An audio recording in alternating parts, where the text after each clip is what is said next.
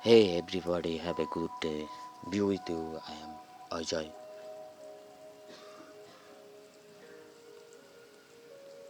Today, try a story reading. The short story name is The Fall of the House of Usher by Edgar Allan Poe.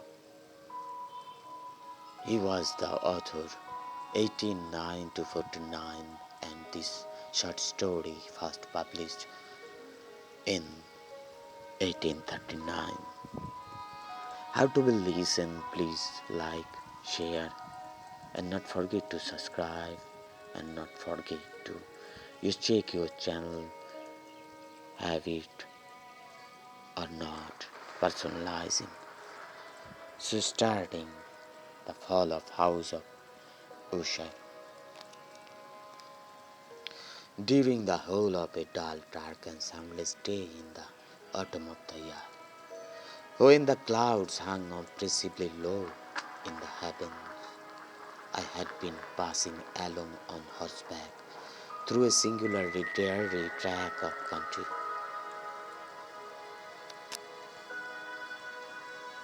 and at length found myself as the shades of the evening dew on within view of the melancholy house of Usha.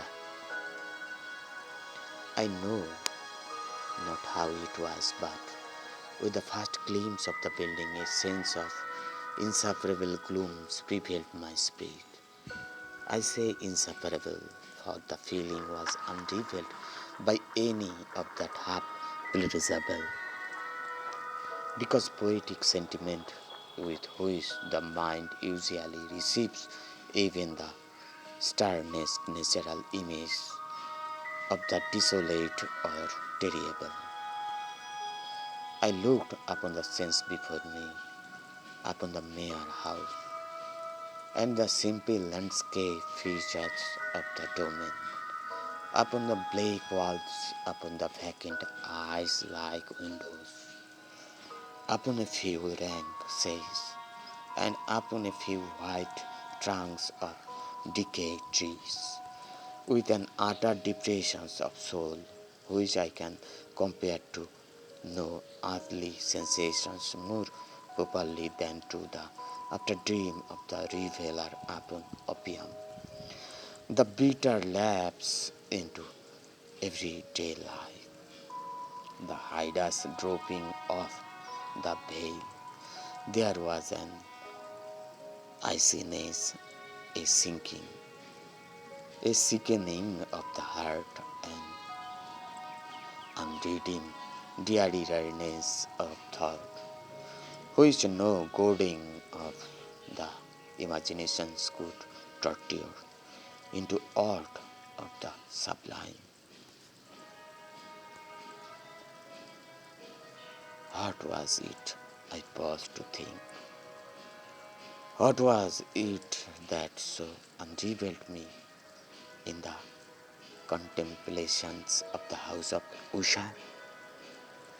It was a mystery all insoluble, nor could I grapple with the shadowy fancies that crowded upon me as pondered. I was forced to fall back upon the unsatisfactory conclusions that while beyond doubt there are combinations of very simple natural objects which have the power of thus affecting us. Still, the analysis of the power lies among considerations beyond our depth. It was possible, I reflected, that a mere different arrangement of the particulars of the sense, of the detail of the picture, would be sufficient to modify or perhaps to annihilate its capacity for soulful impressions.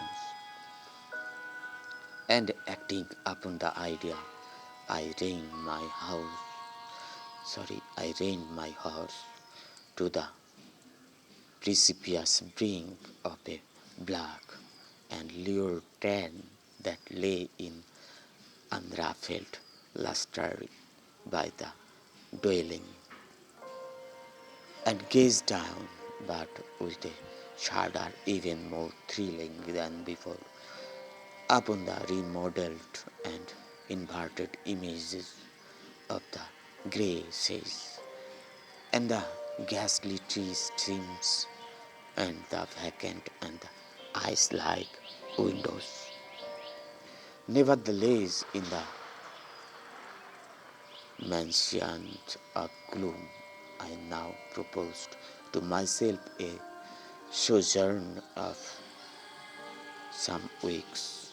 Its proprietor, its proprietor, Roderick Usher, had been one of my boon companions in boyhood, but many years had elapsed since our last meeting.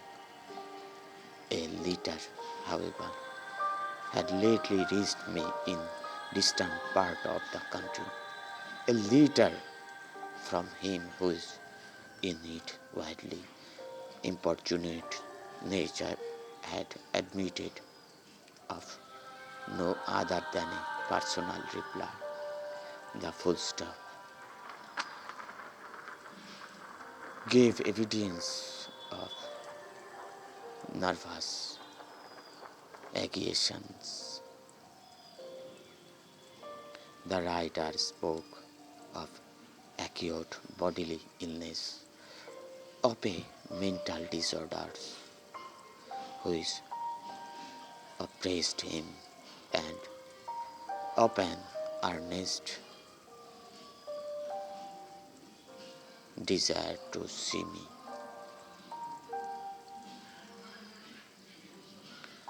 As his best and indeed his only personal friend, with a view of attempting by the cheerfulness of my society some alleviations of his malady. It was the apparent heart that went with his request, which allowed me no room for hesitations, and accordingly obeyed forthwith what I still consider a very singular summons. Although as boys we had been even intimate associates, yet I really knew little of my friend. His reserve had been always excessive and habitual.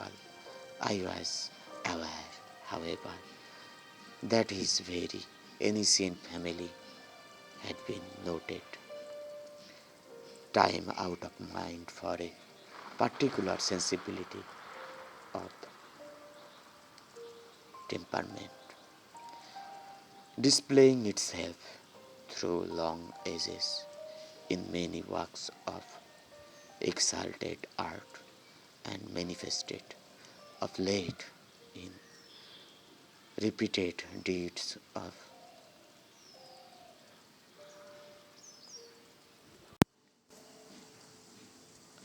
munificent yet unobtrusive charity, as well as in passionate devotion of the intricacies, perhaps even more than to the orthodox and easily recognizable beauties of musical science. I had learned too the very remarkable fact that the steam of the usher race, all time honored as it was, had poured forth at no period any enduring branch. In other words, that the entire family lay in the direct line of descent, and had always, with very trifling and very temporary variations, so lane. It was this deficiency I considered while running over in thought that perfect keeping of the character of the premises with the accredited character of the people, and while speculating upon the possible influence of the one in the long lapse of centuries might have exercised upon the other.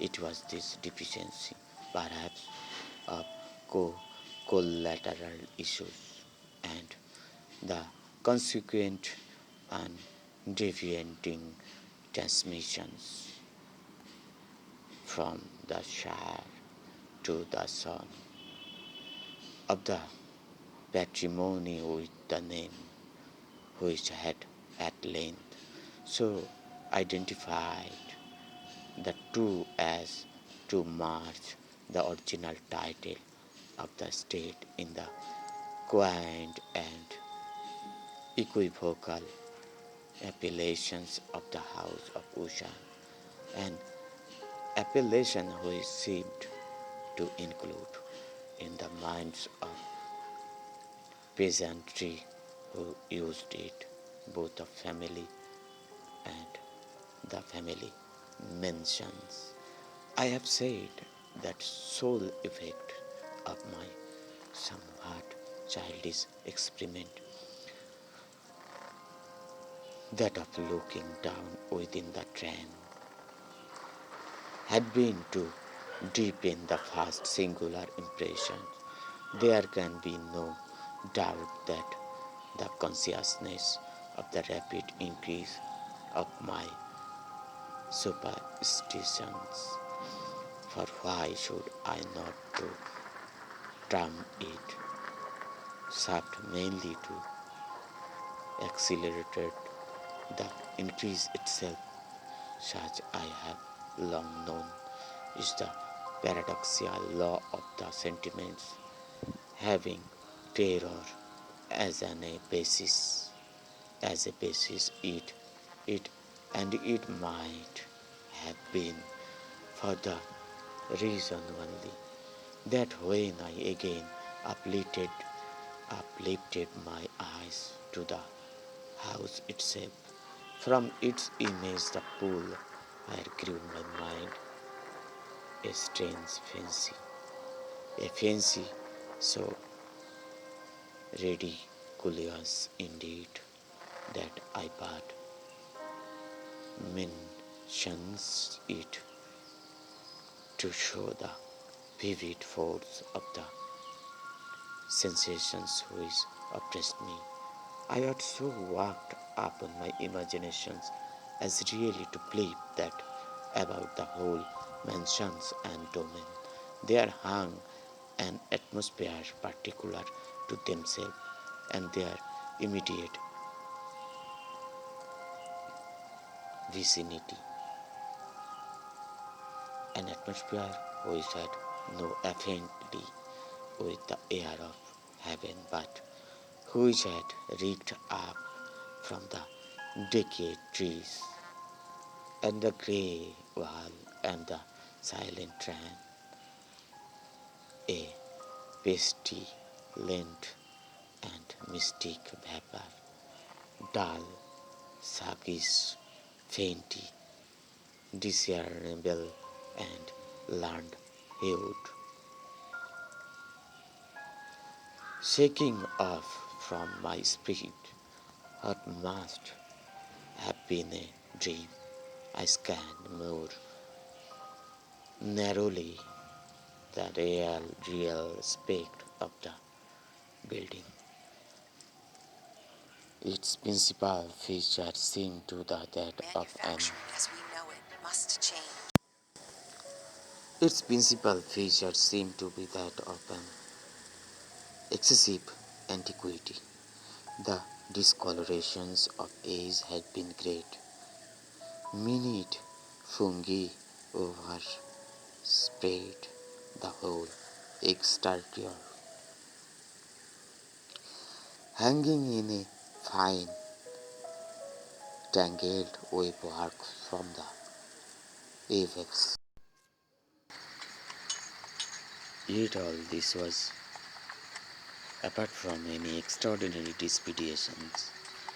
No portion of the menagerie had fallen, and there appeared to be a wild inconsistency between its still perfect adaptation of parts and the crumbling conditions of the individual stones. In this there was much that reminded me of the spacious totality of old woodwork, which has rotted for long years in some neglected vault, with no disturbance from the breath of the external air. Beyond this indication of extensive decay, however, the fabric gave little token of instability. Perhaps the eye of scrutinizing observer might have discovered a barely perceptible fissure which extending from the roof of the building in front make its way down the wall in a zigzag directions until it's become lost in the swollen waters from the drain. Noticing these things, I rode over a short causeway to the house.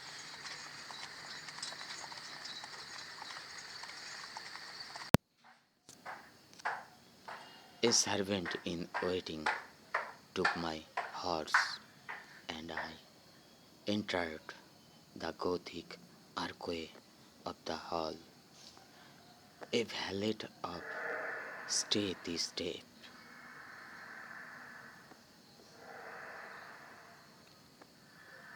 thence conducted me in silence through many dark and intricate passages in my progress to the studio of his master.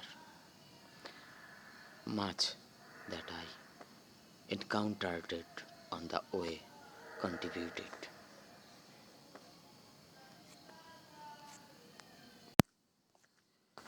I know not how to heighten the vague sentiments of which I have already spoken, while the objects around me, while the carvings of the ceilings, the sombre tapestries of the walls, the ebon blackness of the floor, and the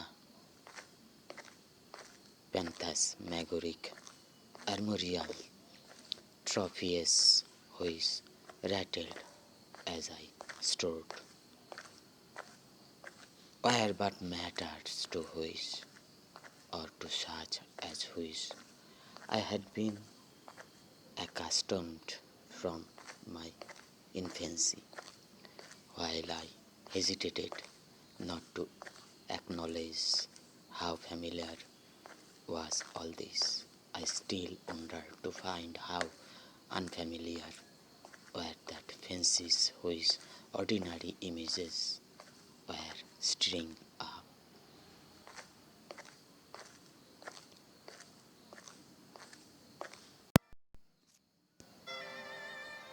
On one of the staircases, I met the physician of the family. His countenance, I thought, wore a mingled expressions of low cunning and perplexity. He accosted me with trepidations and custom. The valet now threw open a door.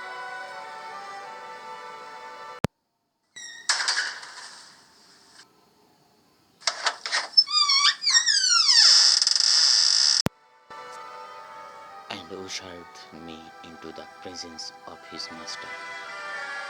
The room in which I found myself was very large and lofty.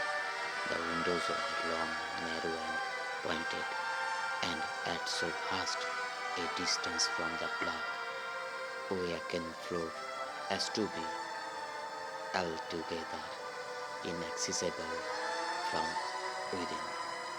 Feeble gleams of in green moonshine light made their way through the threshold panes and served to render sufficiently distinct the more prominent objects around. The eye, however, struggled in vain to reach the remoter angles of the chamber or the recesses of the vaulted and fretted ceiling.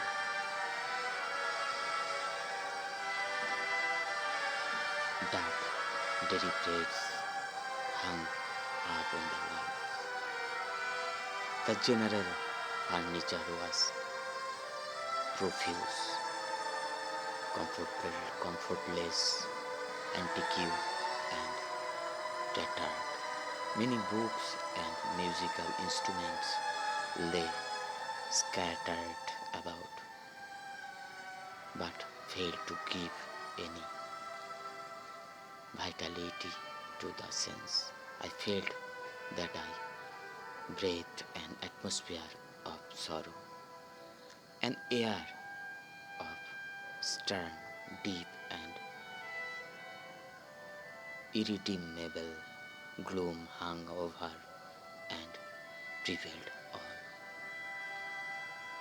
Upon my entrance, usher arose from a sofa on which he had been lying at full length and greeted me with a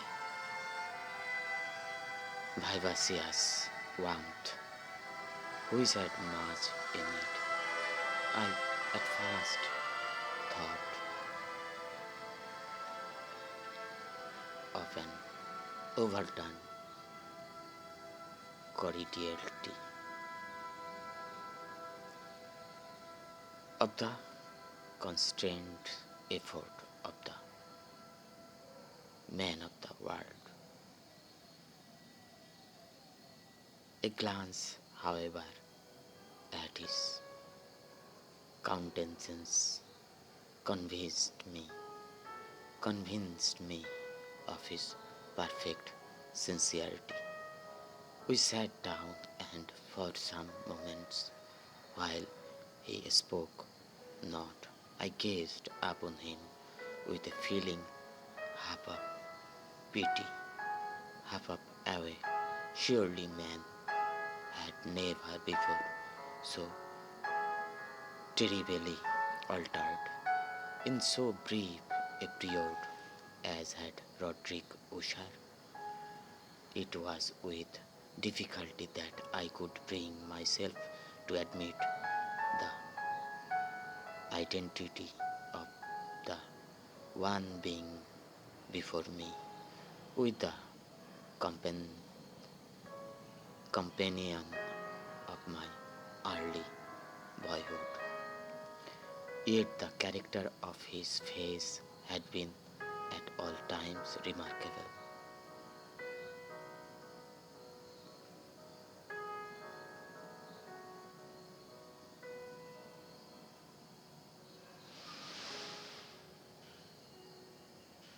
A cadaveriousness of complexions, an eye large, liquid, and luminous beyond comparisons, lips somewhat thin and very pallid, but of a surpassingly beautiful curve, a nose of a delicate Harvey model, but with a breadth of nostril unusual similar formations. A finely molded chin speaking in its want of prominence of a want of moral energy. Hair of a more than wave-like softness and tenuity.